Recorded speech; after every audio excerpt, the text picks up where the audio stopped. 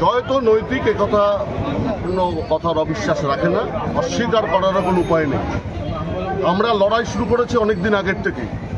Paschimbanga railway hawkers union সিআইটিউর অনুমোদিত, তারা এই হকার উচ্ছেদের বিরুদ্ধে গোটা রাজ্য জুড়ে এই লড়াই করছে।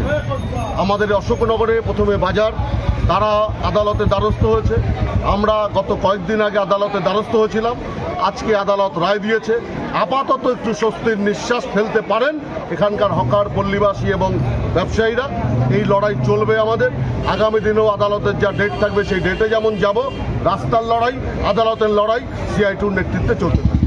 আচ্ছা, এই যে লড়াই বলছেন, এই লড়াইয়ের পরে আগামীতে যদি সরকারের সেই উচ্ছেদ করতেই হয়, যেরকম যদি কন্ডিশন আসে, সেক্ষেত্রে দাঁড়িয়ে এই হকার ভাই বোনদের জন্য আপনাদের দাবি কী থাকবে? এক কথায় পুনর্বাসন ছাড়া হকার উচ্ছেদ মানব না, পুনর্বাসন ছাড়া বাজার উচ্ছেদ মানব না, পুনর্বাসন ছাড়া পল্লী উচ্ছেদ মানব না। আবার হকার উচ্ছেদ করলাম, পুনর্বাসন দিলাম, এখানকার অশোকনগর প্ল্যাটফর্মে যারা ব্যবসা করে তাদের পুনর্বাসন দিলাম 3 নম্বর শ্মশানের ওখানে, ওটাও আমরা মানব না। প্রফেশনাল জায়গা যেখানে ব্যবসা করবার সুযোগ আছে সেই জায়গায় দিতে হবে।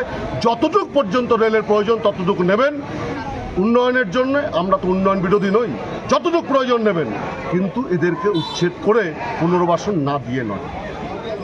তাহলে কি এই যে কর্মসূচি নতুন